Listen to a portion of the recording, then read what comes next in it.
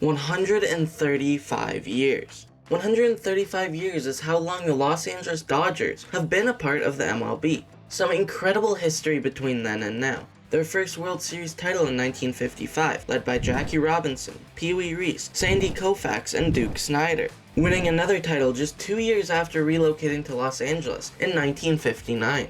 And who couldn't forget the legendary Kirk Gibson 1988 walk-off home run in Game 1 of the World Series that led to their second championship in the 80s, with the first coming in 1981. Up until 2019, the great Dodgers franchise had some incredibly fine moments, but didn't see prolonged championship success, especially if you put them in comparison to the Yankees, who have won 27 titles since their inception, against the Dodgers' 6 up to the 2019 season.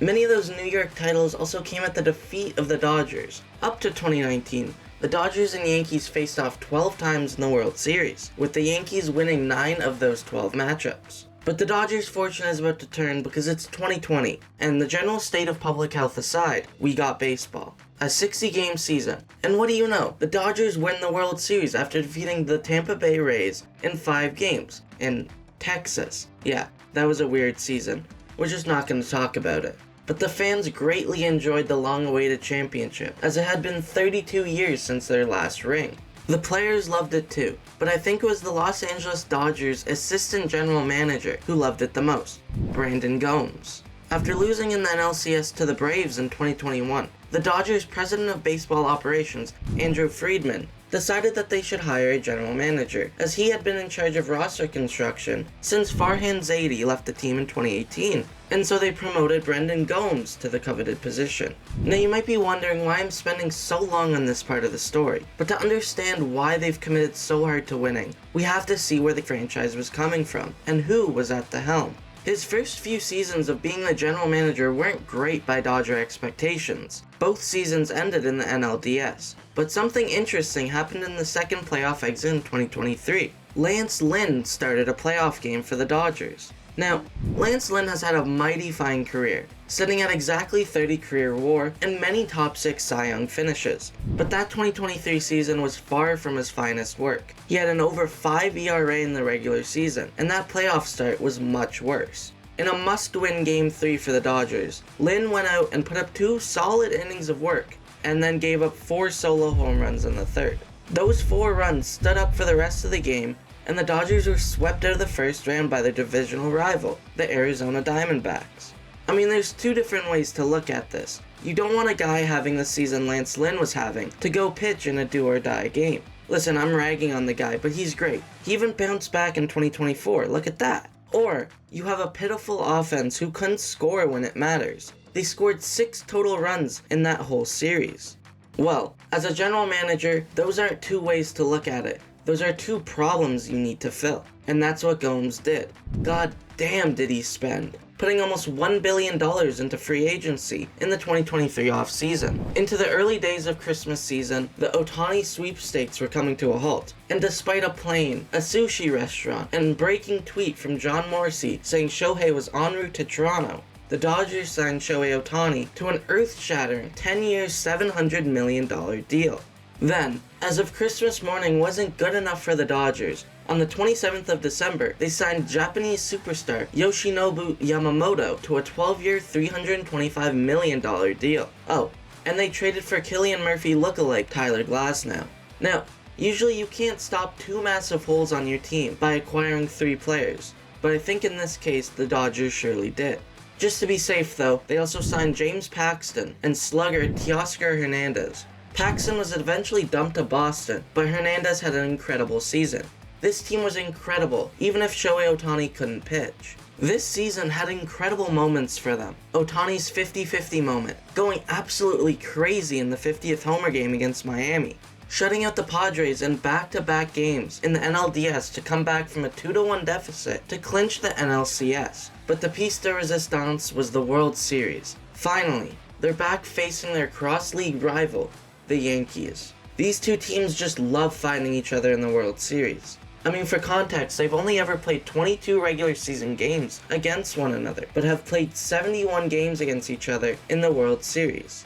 Now, the Dodgers did win their last meeting in 1981, but history remembers that the series is 9-3 in favor of the Yankees. and after a theatrical 6-3 win for the Dodgers in Game 1, they proceeded to take Games 2 and 3, both by a score of 4-2. With their backs against the wall, the Yankees picked up an 11-4 win, and were looking great in Game 6, but then disaster ensued. With the 5-run lead in the 5th, the Yankees allow 5 runs to score with 2 outs, thanks to a calamity of errors. Rattled, they go on to lose 7-6, and the Dodgers are victorious on enemy grounds, celebrating in New York just like they did in 1981.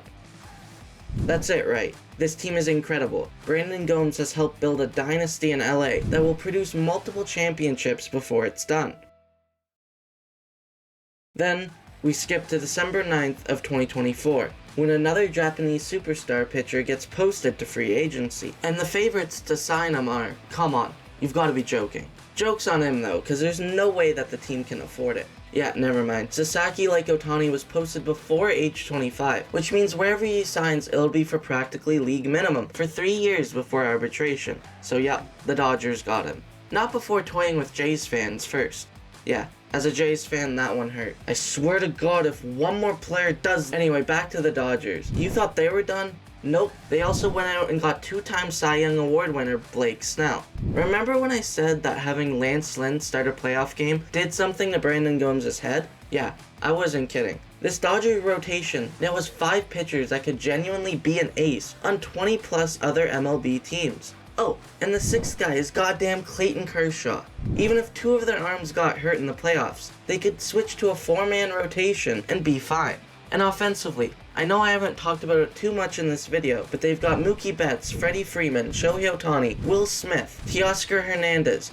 Dirty, wild, unstoppable, any word you could think to describe them, they are that. Everyone in baseball looked at that Dodgers team in 2024 and could call them a dynasty, and now, I mean, what can you call this? Possibly the best baseball team in history since Murderers Row. This is the absolute pinnacle of a GM saying we're in win now mode. And when the owner backed them up financially, they were able to create something beyond great. This team doesn't come without backlash though, with many fans across the league saying that the deferred salary strategy is unfair and goes against the spirit of competition. To that, as a Jays fan myself, I say boo-hoo. The issue with baseball right now is not that the Dodgers are spending too much money. The issue is that other teams aren't spending enough to build good rosters. Hell, the Jays are skimping on Guerrero Jr. right now, and if he walks to go to the Dodgers, I'll be way more angry at the front office than the Dodgers. Let me know in the comments below though what you think of the whole deferral saga, and tag your comments with your favorite team so we know what side of the coin you come from. But we're entering a new age of baseball, where contracts are getting larger and international signings are more important than ever. The Dodgers are just trailblazing it before any other team. And that's why I, the baseball fanatic, am declaring 2025 to be the year of the Dodger. To be fair though, I think the next 5 to 10 years will be the years of the Dodgers, but they are looking incredible for this upcoming season. All I hope for though is that they don't just dominate baseball for the next decade, and the rest of the league will wake up so we can get better parity. But at any rate, this is about the best time in history to be a Los Angeles Dodgers fan, and if I could give a message to the Dodgers fans out there, I'd just say enjoy it. Because once those deferral payments start hitting, the team's probably gonna get worse. But for now, the Dodgers are the Goliath, and it'll be interesting to see how much success they can sustain in a sport that is so unpredictable.